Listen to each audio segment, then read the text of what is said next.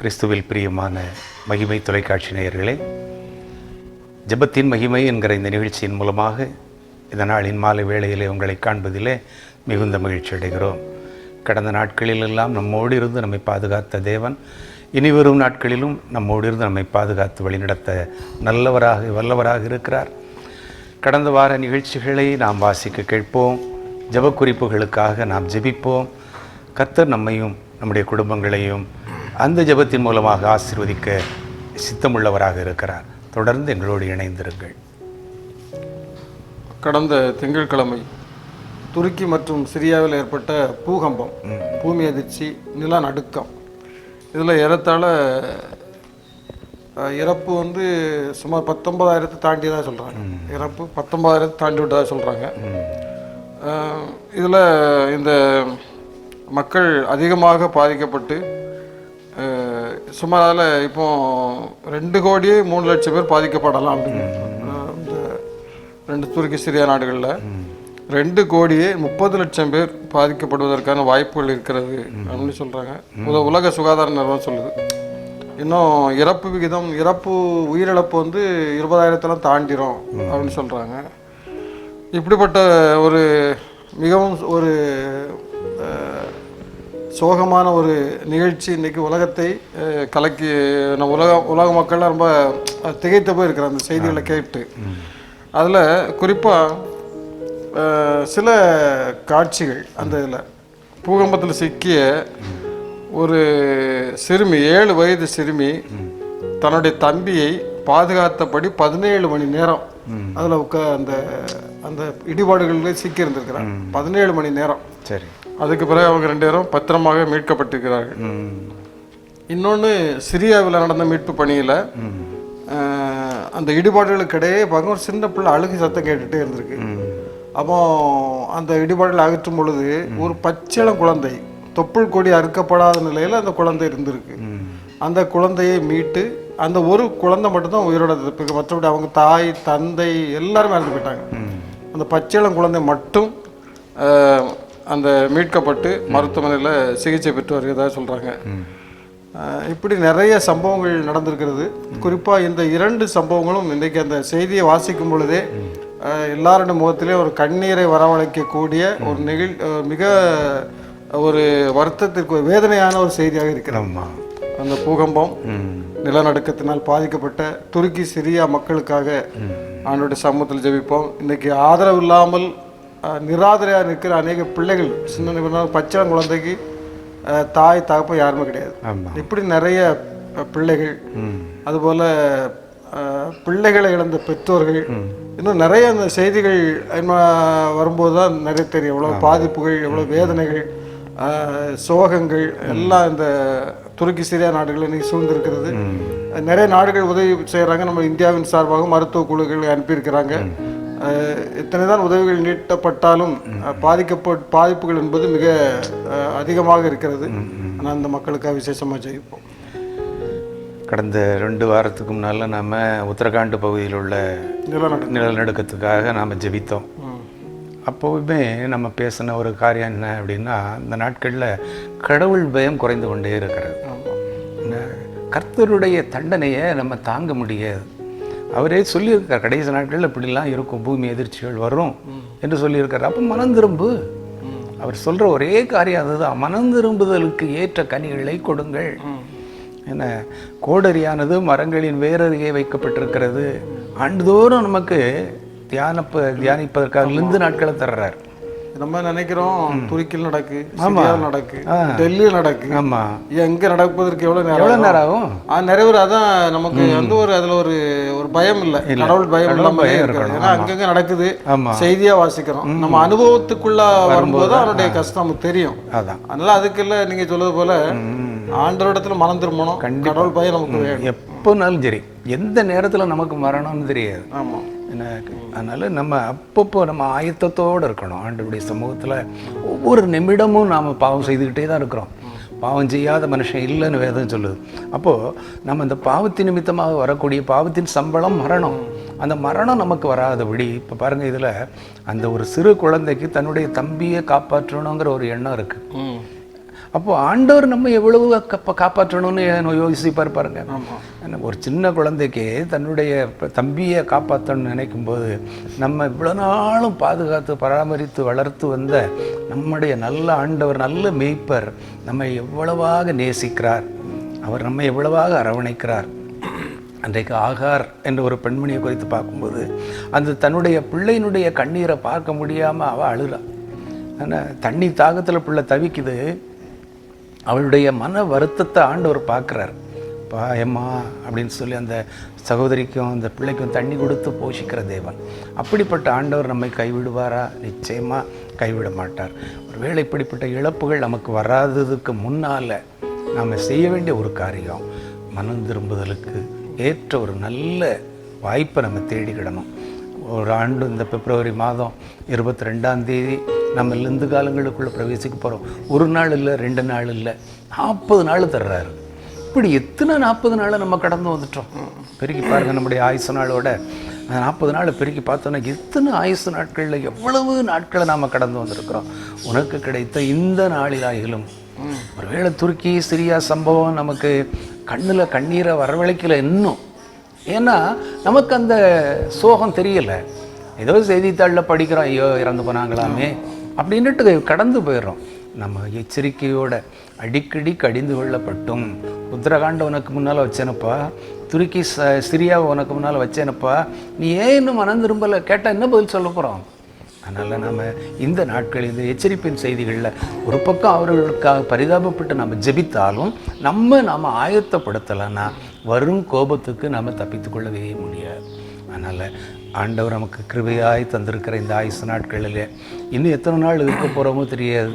உனக்கு கிடைத்த இந்த நாளில் இதை அடிக்கோடிட்டு நாம் ஜெபிப்போம். கர்த்தர் இப்படிப்பட்ட அழிவிலிருந்து நம்மை பாதுகாப்பார். நிச்சயமாக அந்த குடும்பத்தின் பிள்ளைகளுக்கும், ஒருவேளை தொப்புள் அறுக்கப்படாத அந்த குழந்தைக்கும் கூட ஒரு போஷிப்பை, ஒரு மருத்துவமனையில் பாதுகாப்பு கொடுத்த ஆண்டவர் நமக்கும் பாதுகாப்பை தருவார். சேதங்கள் வந்தாலும் சரி, இழப்புகள் வந்தாலும் சரி, எதை கொண்டு போக போகிறோம்? ஒன்றும் கொண்டு போக போகிறது இல்லையே. இன்றைக்கி பாருங்கள், இதை சம்பவத்தெல்லாம் பார்க்கும்போது அவங்க எதையாவது கொண்டு போக முடிஞ்சுதா? அவங்க எதிர்பார்த்துருப்பாங்களா?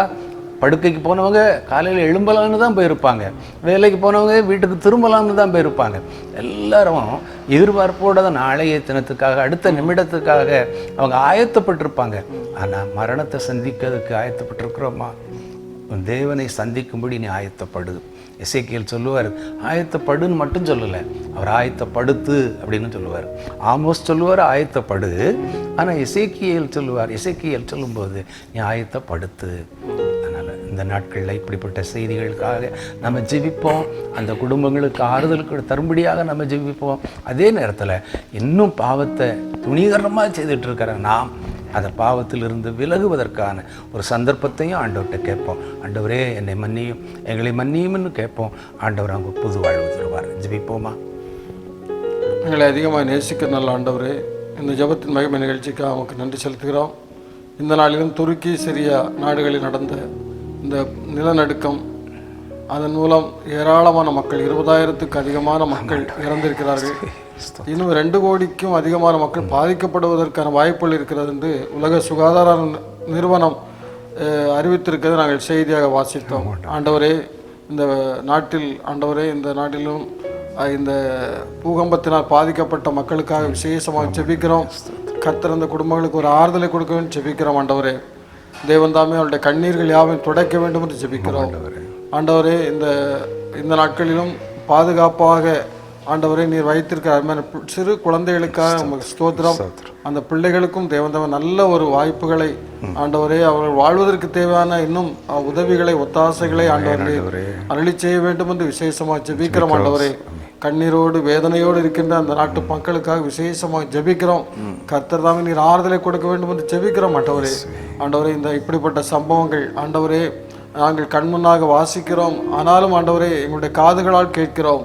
ஆண்டவரே, அதற்கு முன்னால் நாங்களும் எங்களுடைய வாழ்க்கையில் ஆண்டவரே உமக்கு முன்பாக மனம் திரும்பி ஆண்டவர் தெய்வ பயத்தோடு வாழ்வதற்கு ஆண்டவரை எங்களை தாழ்த்தி அர்ப்பணிக்கிறோம். ஆண்டவரே, அடிக்கடி கடந்து கொள்ளப்பட்டும் தனக்கு பிடரியை கடினப்படுத்துகிறவன் சகாயமின்றி சடியில் நாசமடைய அந்த வேர்த்தை ஆண்டவரை எங்களுக்கு எச்சரிப்பாக இருக்கிறது.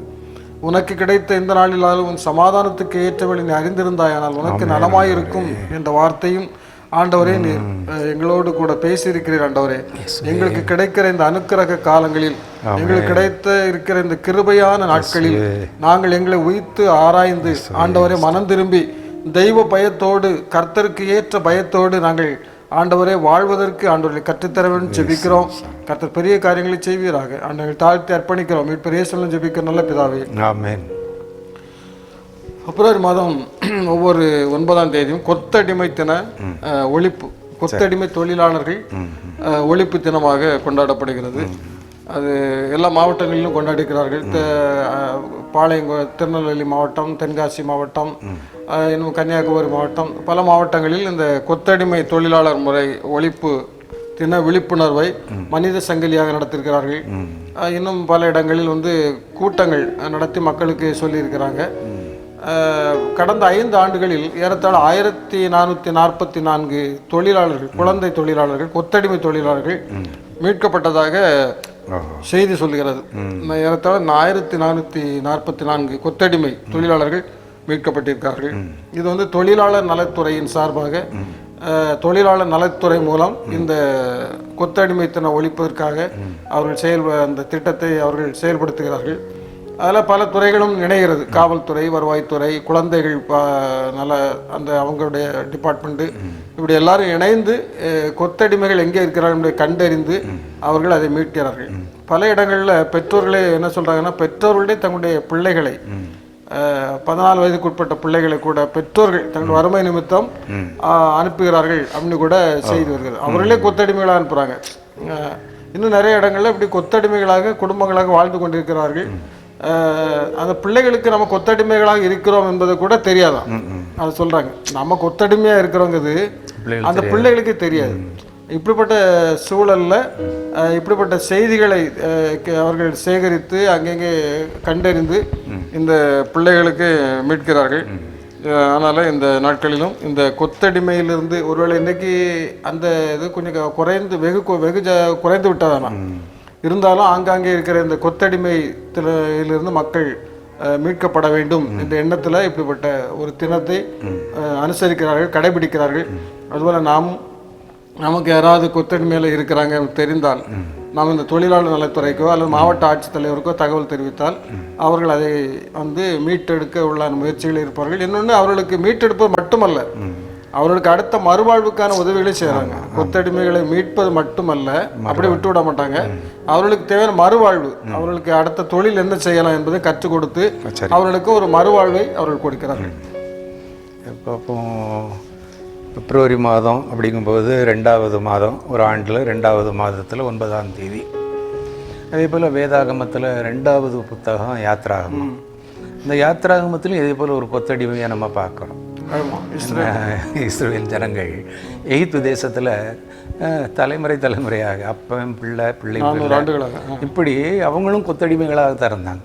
ஆனால் இதை பார்த்து ஆண்டவர் என்ன செய்கிறாரு, அவருடைய பெருமூச்சை கேட்டார். என்ன பெருமூச்சு விடுறது அது சத்தமாக இருக்குமா என்றால் இருக்காது. ஆனால் அதையும் ஆண்டவர் கூர்ந்து கேட்டு அவர்களுடைய பெருமூச்சை கேட்டு அவர்களுக்கு விடுதலை தரார். பார்த்தீங்களா? இப்போ இந்த கொத்தடிமை தினத்தில் அவர்களை விடுவிக்க வேண்டும் என்கிற எண்ணம் எப்படி அரசாங்கத்துக்கு ஏற்படுகிறதோ, அதே போல் நம்மை பாதுகாக்கிற இறைவன் நம்முடைய பெருமூச்சை கேட்டு நம்முடைய கண்ணீரை கண்டு நம்மை விடுவிக்க அவர் வல்லவராக இருக்கிறார். இன்னைக்கு நம்ம கொத்தடிமையாக இல்லாட்டாலும் பாவத்துக்கு அடிமையாக இருக்கிறோமே. கண்டிப்பாக பாவம் செய்கிறவன் எவனும் பாவத்திற்கு அடிமையாகத்தானே இருக்கிறான். இன்னைக்கு தலைமுறை அப்பா கெட்டு போகிறான், ஆனால் அதையும் தெரியாமல் அவன் செய்கிற பாவத்தை பிள்ளையும் செய்யுது. இப்படியெல்லாம் பார்த்தீங்கன்னா எத்தனையோ சூதாட்டத்தினால, அதே போல் குடிவெறியினால் நல்ல டீசெண்டாக ட்ரெஸ் பண்ணியிருக்கிறான், அவன் வாயில் எதையாவது போட்டு துப்பிக்கிட்டு இருக்கிறத பார்க்கும்போது அது பிள்ளைகளுக்கு அடிமை வாழ்வு தானே. அதுக்கு அடிமைப்படுறான், அவனால இருக்க முடியலங்கிற எந்த பழக்கத்திற்கு அடிமையாக இருந்தாலும் அடிமை வாழ்வு தானே. ஆனால் அந்த சொல்றது போல சில பழக்க வழக்கங்களுக்கு நம்ம அடிமையாக கூடாது. நம்ம அந்த பழக்க வழக்கங்களுக்கு நம்ம ஒரு கண்ட்ரோல் பண்ணக்கூடிய அதிகாரம். ஆமாம், மனுஷன் அதான் சொல்லுவான், 6 அடி மனுஷன் 6 அங்குல சிகரெட்டுக்கு அடிமையாக இருக்கிறான் அப்படின்னு சொல்லுவாங்க. ஏன் நமக்கு அறிவு இல்லை? ஏன் நமக்கு அந்த ஆண்டவர் தந்த அறிவை பயன்படுத்த முடியலை? யோசித்து பார்க்கணும். இந்த கொத்தடிமை தினத்தில் நாம் என்னென்ன பழக்க வழக்கங்களுக்கெல்லாம் அடிமையாக இருக்கிறோமோ அந்த பழக்கங்கள்லேருந்து நாம் விடுவிக்கப்படணும். ஆண்டவர் நம்மேல அதுக்காகத்தான் இந்த உலகத்துக்கு வந்தார். இழந்து போனதை தேடி ரட்சிக்கவுமே மனுஷகுமாரன் இந்த உலகத்தில் வந்தார் என்று நம்ம பார்க்குறோம். நீதிமான்களை அல்ல, பாவிகளையே மனம் திரும்புகிறதற்கு நான் அழைக்க வந்தேன். சகீவ ஆண்டவர் கூப்பிட்ட உடனே அவன் உடனே தன்னுடைய பாவத்தை தான் உணர்றான். தன்னுடைய வீட்டுக்கு ஆண்டவர் வரப்போகிறாருங்கிறது கூட பெரிய காரியம் இல்லை.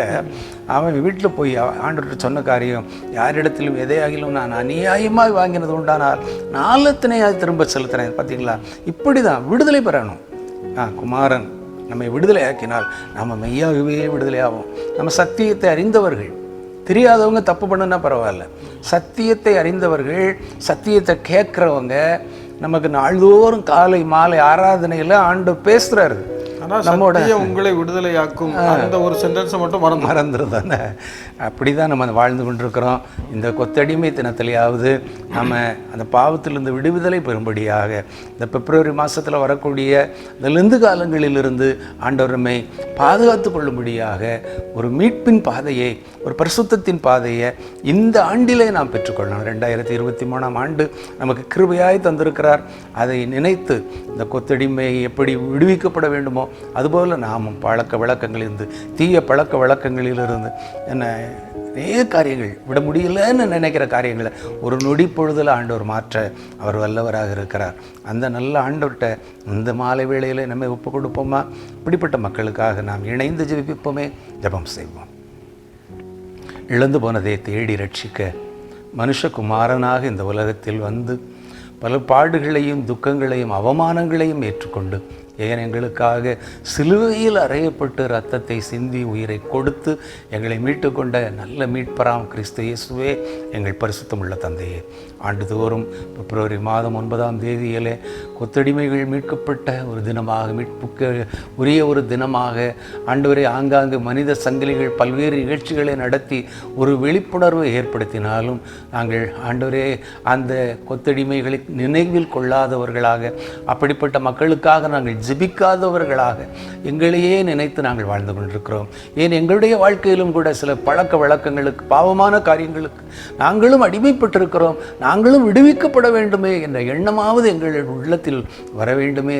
ராஜா, இந்த காலை வேளையில் ஆண்டவரே, இந்த அருமையான மத்தியான வேளையிலும் ஆண்டவரே, நாங்கள் உம்முடைய திருப்பாதத்தை தேடி வந்து நிற்கிறோம். ஒவ்வொரு நாளும் எங்களுக்கு காலை வேளையையும் மாலை வேளையையும் ஆண்டவருடைய சன்னிதானத்தில் வந்து பணிந்து கொள்ளும் பாக்கியத்தை தருகிறேன். அங்கே ஆறுதலான வார்த்தைகளை எங்களுக்கு தருகிறீர்.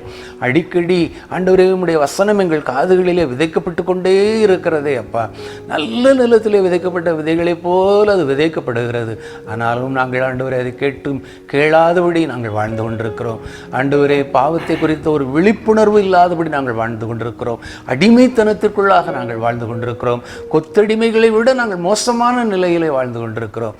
ஆண்டவரே, வாழ்க்கையிலிருந்து நாங்கள் விடுவிக்கப்படும்படியாக ஜெபிக்கிறோம். ஐயோ, இந்த மரண சரீரத்திலிருந்து யார் என்னை விடுதலையாக்குவார் என்று சொல்லி கலங்கி நின்ற பிள்ளைகளை நீராற்றி தேற்றி அரவணைத்தீர் ஆண்டவரே. அன்று எகிப்து தேசத்திலே ஆண்டவரே அடிமைப்பட்டிருந்த மக்களுக்கு ஆண்டவரே நீர் பார்வோன் மூலமாக தயவு கிடைக்க செய்து ஆண்டவரே அவர்களுடைய கடினத்தன்மையை அவரை விட்டு அகற்றி ஆண்டவரே நீர் ஒரு விடுதலையை கொடுத்தீரே. அப்படிப்பட்ட விடுதலையை பெற்றுக்கொண்ட ஜனங்களாக, சுயாதீனத்தின் பிள்ளைகளாக, விடுதலையின் பிள்ளைகளாக, பரலோக ராஜ்யத்திற்கு தகுதியுடைய பிள்ளைகளாய் வாழ எங்களுக்கு நீர் உதவி செய்யும். குற்றங்கள் குறைவுகள் எல்லாவற்றையும் மன்னியும். கொத்தடிமைகளாக வாழ்ந்து கொண்டிருக்கிற மக்களுக்கு விடுதலையின் அனுபவத்தை தாரும். இயேசு கிறிஸ்துவின் நாமத்தில் ஜெபிக்கிறோம் நல்ல பிதாவே, ஆமென். தமிழ்நாடு அரசின் மூலம் செயல்படுத்தக்கூடிய ஒரு திட்டம் புதுமை பெண் திட்டம். இந்த புதுமை பெண் திட்டத்தில் இப்போ முதல் கட்டம், இது 2ஆம் கட்டமாக தமிழ்நாடு அரசில் அதை செயல்படுத்த இருக்கிறார்கள். அதில் திருநெல்வேலி, தென்காசி, தூத்துக்குடி, கன்னியாகுமரி இதில் மட்டும் ஏறத்தாழ 4000 பேர் இதன் மூலம் பயன்பெற இருக்கிறதாக செய்தியில் வாசிக்கிறோம். சரி. இதில் திருநெல்வேலி 4002 பேர் மாணவியர்கள், இதில் 4002 மாணவியர்கள் பயன்பெற இருக்கின்றார்கள். திருநெல்வேலி மாவட்டத்தில் இது முதல் கட்டமாக இந்த திட்டத்தில் 1821 மாணவிகள் பயன்பெற்று வருகின்றார்கள். சரி. இதில் இப்போ 2ஆம் கட்டத்தில் இன்ஜினியரிங் படிக்கக்கூடிய மாணவிகள் 158 பேர், மெடிக்கல் மருத்துவம் படிக்கிறவர்கள் 103 மாணவிகள், சட்டம் படிக்கிற மாணவிகள் 3 பேர், கலை மற்றும் அறிவியல் படிக்கின்ற மாணவிகள் 1195 பேர். மற்றும் தொழில் கல்வி பயில்கின்ற மாணவிகள் 61 பேர். ஆக மொத்தம் நம்முடைய திருநெல்வேலி மாவட்டத்தில் 1590 மாணவிகள் இதில் பயன்பெற இருக்கிறார்கள். அதுபோல் இந்த எல்லா மாவட்டங்களிலும் திருநெல்வேலி, தென்காசி, தூத்துக்குடி, கன்னியாகுமரி மாவட்டங்களில் 4002 பேர் பயன்பெறுவதற்கு அவர்கள் தகுதி உள்ளவர்களாக மாறியிருக்கிறார்கள். இதில் வந்து மாணவிகள் இந்த இணையதளம் வழியாக இந்த திட்டத்திற்கு விண்ணப்பிக்கலாம். சரி. முதலாம் ஆண்டிலிருந்து 2ஆம் ஆண்டு செல்லும் மாணவியர்களும், 2ஆம் ஆண்டிலிருந்து 3ஆம் ஆண்டு செல்லும் இளங்கலை பட்ட படிப்பு மற்றும் பயிலும் மாணவியரும், தொழில் கல்வியில் 3ஆம் ஆண்டிலிருந்து 4ஆம் ஆண்டு செல்லும் மாணவிகளும், மருத்துவ கல்வியில் 4ஆம் ஆண்டிலிருந்து 5ஆம் ஆண்டு செல்லும் மாணவிகளும் இந்த திட்டத்தின் கீழ் பயனடையலாம். இதற்கான விவரங்களை 141417 என்ற எண்ணில் தொடர்பு கொண்டு பெறலாம் என்று தெரிவிக்கப்பட்டிருக்கிறது. 144 17 144 17 இந்த எண்ணில் தொடர்பு கொண்டால் அவங்க விவரங்களை சொல்லுவாங்க. இதெல்லாம் குறிப்பாக 6ஆம் வகுப்பு முதல் 12ஆம் வகுப்பு வரை அரசு பள்ளியில் படித்திருக்கணும். அப்படிப்பட்ட மாணவிகளுக்கு தான் இந்த திட்டத்தை அவர்கள் செயல்படுத்தி கொண்டிருக்கிறார்கள். இது ஒரு புதுமை பெண் திட்டம். இதில் என்ன சொல்கிறாங்கன்னா, இந்த திட்டத்தில் நிறைய பேர் படிப்பை தொடர முடியாமல் இருந்தவர்கள் மீண்டுமாக அவர்கள் சேர்க்கப்பட்டு படிப்பை தொடர்ந்திருக்கிறதாக சொல்ல மாதம் 1000 ரூபாய் கொடுக்குறாங்க. மாணவிகளுக்கு, தேர்ந்தெடுக்கப்பட்ட மாணவிகளுக்கு மாதம் 1000 ரூபாய் கொடுக்கிறார்கள். இன்னும் கடந்த 2ஆம் கட்டம் இந்த விழாவானது திருநெல்வேலி மாவட்டத்தில் 1591 மாணவிகளுக்கு கல்வி உதவித்தொகை வழங்குவதற்கான படிவங்களை நம்முடைய தமிழ்நாடு சட்டப்பேரவை தலைவர் மாண்புமிகு அப்பா அவர்கள் வழங்கியிருக்கிறார்கள். அந்த புகைப்படமும் அதில் வந்திருக்கிறது. இதுபோல் ஒவ்வொரு மாவட்டத்திலும் நிகழ்ச்சி நடந்திருக்கிறது. சென்னையில் முதலமைச்சர் தொடங்கி வைத்திருக்கிற 2ஆம் கட்ட அந்த இந்த புதுமை பெண் திட்டம். இதில் வந்து ஒரு புதுமை பெண் திட்டம், அது ஒரு திட்டம் கரெக்டு. ஆனால் அதில் பயன்பெறக்கூடியவர்கள் வந்து உண்மையிலே நிறைய பேர் பயன்படுறாங்க. இப்போ படிப்பை தொடர முடியாதவர்கள்லாம் வறுமையில் படிப்பை தொடர முடியாமல் இருக்கும், வசதிகள் இருக்காது, அவங்க இடைநிலை நின்றவர்கள், அப்படி நிறைய பேர் கல்வியை டிஸ்கன்டினியூ பண்ணாதவர்களாம் இது நல்ல ஒரு வாய்ப்பாக இருக்கிறது. இதன் மூலம் நிறைய மாணவிகள், இன்றைக்கு பெண்கள் மாணவிகள் தன்னுடைய குடும்பங்களை பாதுகாக்கிறவர்களாக வருவதற்கு இந்த திட்டம் மிகுந்த பயனுள்ளதாக இருக்கிறது. இந்த திட்டத்திற்கான ஜெபம், இந்த திட்டத்தில் பயன்பெறக்கூடிய மாணவிகளும் அவர்கள் கல்வி கற்பதோடு நிற்காமபடி தங்களுடைய குடும்பங்களையும் அவர்கள் பராமரிக்கிறவர்களாக, போஷிக்கிறவர்களாக, பெற்றோரை கரமணிகிறவர்களாக வளர வேண்டும். அதற்காக நாம் ஜெபிக்கலாம். பெண்கள் என் நாட்டின் கண்கள் என்ன புதுமை பெண் என்று சொல்லும்போது அது ஒரு புதுமையாகத்தான் இருக்கு. புதுமை பெண் திட்டம் என்ன நல்ல ஒரு திட்டம்.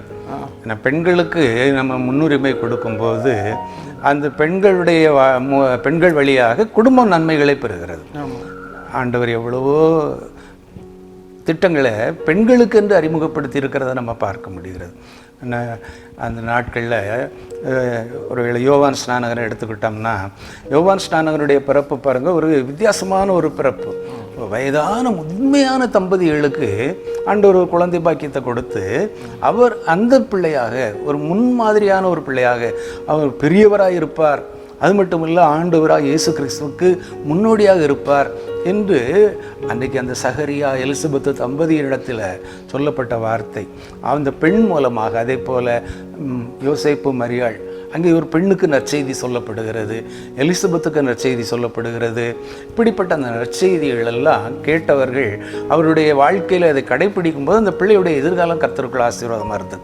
பணம் இருக்கிறவன் தான் தனியார் பள்ளியை தேடி போயிடுறானே, அவன் படிக்கிறதுக்கு எத்தனையோ வழிமுறைகள் இருக்குது. ஆனால் பணம் இல்லாமல் பள்ளிக்கூடத்தில், உள்ளூர் பள்ளிக்கூடத்தில் போய் சேர்ந்து படிப்போம், அரசு பள்ளிக்கூடத்தில் சேர்ந்து படிப்போம். ஒரு காலத்தில் நீ சொல்வது போல தான் அந்த இப்போ பெரிய பெரிய பள்ளிக்கூடங்களில், தனியார் பள்ளிக்கூடங்களில் படிக்கக்கூடிய மாணவர்கள் எப்படி படிச்சிருந்தாங்க. அவங்களுக்கு வசதிகள் இருக்குது, வாய்ப்புகள் இருக்குது. பெற்றோர் எல்லாருமே வெஹிக்கிளில், வாகனங்கள் தான் கொண்டு விடுறாங்க, வாகனங்கள்லாம் அனுப்புகிறாங்க, யாரும் நடந்து போகிறது இல்லை. ஆனால் இப்போ அந்த அரசு பள்ளிகளில் படிக்கக்கூடிய பிள்ளைகளுக்கு அவங்களுக்கு ஒரு எதிர்காலம் உண்டா அப்படி ஒரு கேள்விக்குறி. நிறைய பேர் 11ஆம் வகுப்பு 10ஆம் வகுப்பு முடித்த உடனே அந்த ரிசல்ட் வந்த பிறகு அவங்க ஸ்கூலுக்கு போகிறதில்ல. சிலவங்க அந்த 12th வரை போகிறாங்க, அதுக்கு பிறகு போக முடியல அவங்களால. அப்போ இப்படிப்பட்ட சூழ்நிலைகள் தான் இந்த அரசு பள்ளியில் படிக்கக்கூடிய மாணவிகளுக்கு உள்ளான நிலைமை. இதெல்லாம் ஆராய்ந்து பார்த்து தான் இந்த திட்டத்தை கொண்டு வந்திருக்கிறாங்க. இப்போ இன்றைக்கு இந்த பிள்ளைகள் 12th இந்த பிள்ளைகள் இன்னைக்கு கல்லூரிக்கு போறாங்க, தொழில் கல்விக்கு போறாங்க, இன்ஜினியரிங் படிக்கிறாங்க. இது ஒரு மிகப்பெரிய ஒரு வளர்ச்சி முன்னேற்றத்துக்கான திட்டம் தான். ஒரு கிராமத்தில் போய் நாங்கள் பள்ளி சார்பாக கணக்கெடுப்புக்கு நடத்த போகும்போது அந்த கிராமத்தில் உள்ளவங்க ஒரு வீட்டுக்கு ஒரு பிகாம் பட்டதாரி இருந்தாங்க. காரணத்தை கேட்டால் அவங்க வீட்டுக்கு பக்கத்தில், அவங்க ஊருக்கு பக்கத்தில் ஒரு கல்லூரி இருக்குது. அங்கே பிகாம் என்கிற அந்த பாடப்பிரிவில் அனைத்து பிள்ளைகளும் சேர்ந்துருக்கிறத நினச்சி ரொம்ப சந்தோஷப்பட முடிந்தது. அப்போ பாருங்கள், வீட்டுக்கு பக்கத்தில் வீட்டில் உள்ள சாப்பாடை கொண்டு போய் சாப்பிட்டுட்டு நடந்தே போயிட்டு நடந்தே வந்துடுறாங்க. அப்போ வீட்டுக்கு ஒரு பட்டதாரி கிடச்சிடுறாங்க. அந்த மாதிரி பெண்கள் இந்த நாட்களில் முக்கியமானவர்கள். அவர்களுக்காக நம்ம ஜெபிக்கணும். அந்த பெண்கள் அனைவரும் கல்வியில் முன்னேறணும். அதன் மூலமாக அவருடைய கணவர்களுக்கும் அவருடைய குடும்பத்துக்கும் அது ஆசீர்வாதமாக இருக்கும் என்பதில் எந்த சந்தேகமும் இல்லை. இந்த புதுமை பெண் திட்டம் 2ஆம் கட்ட வளர்ச்சி நம்முடைய அருகாமையில் இருக்கிற மாவட்டங்களுக்கு 4000 பேருக்கு கிடைத்திருக்கிறது என்பதை நினைத்து சந்தோஷப்பட்டு ஜெபிப்போம். கர்த்தர் இன்னும் அநேக பிள்ளைகளுக்கு இப்படிப்பட்ட காரியங்களை, நன்மையான காரியங்களை செய்ய நாம் ஆண்டவருடைய சமூகத்தில் ஜெபம் செய்வோம். எங்களை நேசிக்க நல்ல ஆண்டவரே, இந்த நாளிலும் உங்களுடைய சமூகத்தில் வந்து நாங்கள் ஜெபிப்பதற்கான ஒரு வாய்ப்பை, தருணத்தை நீங்கள் தந்ததற்காக ஸ்தோத்திரம். இந்த தொலைக்காட்சியின் முன்பாக ஆண்டவரை இந்த நிகழ்ச்சியை பார்த்து கொண்டிருக்கிற உங்களுடைய பிள்ளைகளுக்காகவும் உங்களுக்கு ஸ்தோத்திரம் செலுத்துகிறோம். ஆண்டவரே, குறிப்பாக இந்த புதுமை பெண் திட்டம் இந்த மாநில தமிழ்நாடு அரசினால் ஆண்டவர் அறிவிக்கப்பட்டிருக்கிற இந்த திட்டத்திற்காக விசேஷமாக ஜெபிக்கிறோம்.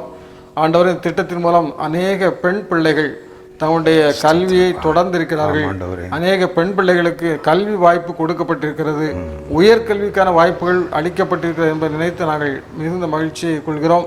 ஆண்டவர் இந்த நாளிலும் எங்களுடைய திருநெல்வேலி, கன்னியாகுமரி, தூத்துக்குடி, தென்காசி ஆகிய 4 மாவட்டங்களிலும் ஏறத்தாழ 4000த்திற்கு அதிகமான மாணவிகள், பெண் குழந்தைகள், பெண் பிள்ளைகள் இதில் பயன்பெற இருக்கிறதாக நாங்கள் செய்தியில் வாசித்தோம். ஆண்டவரே உடைய பெண் பிள்ளைகளுக்காக விசேஷமாக ஜெபிக்கிறோம். மாணவியர்களுக்காக விசேஷமாக ஜெபிக்கிறோம். தேவன் தாமே உடைய பிள்ளைகளுக்கு தேவையான நல்ல ஆதரவை நீர் கொடுத்திருக்கிறீர்கள், நன்றி செலுத்துகிறோம். இப்படிப்பட்ட திட்டங்கள் மூலம் ஆண்டவர் ஏழை பிள்ளைகள், ஏழை குடும்பத்தை சார்ந்தவர்கள், நடுத்தர குடும்பத்தை சார்ந்த பிள்ளைகளுக்கு ஆண்டவர் நீர் கொடுத்த ஒரு மறுமலர்ச்சிக்காக உமக்கு ஸ்தோத்திரம்.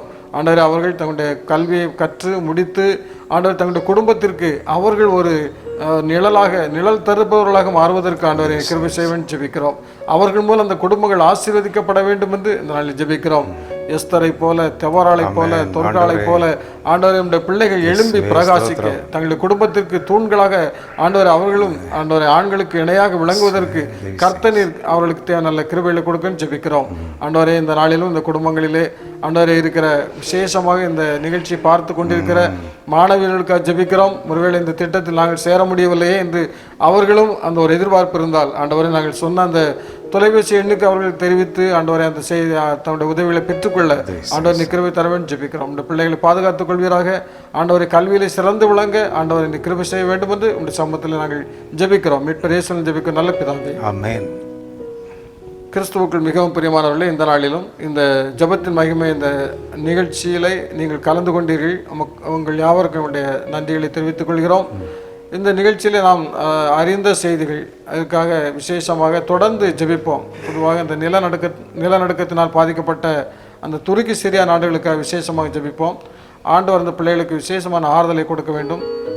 தொடர்ந்து எங்களுடைய நிகழ்ச்சியில் எங்கள் கண்டுகளியுங்கள். அடுத்த வாரமும் கர்த்தருக்கு சித்தமானால் இதே நேரத்தில் உங்களோடு கூட இணைந்து கர்த்தருடைய பாதத்தில் அமர்ந்து ஜெபிப்பதற்கு ஆண்டவர் கிருபை செய்ய நம்மை தாழ்த்தி அர்ப்பணிப்போம். உங்கள் யாவருக்கும் நன்றிகளையும் வணக்கங்களையும் தெரிவித்துக் கொள்கிறோம். நன்றி, வணக்கம்.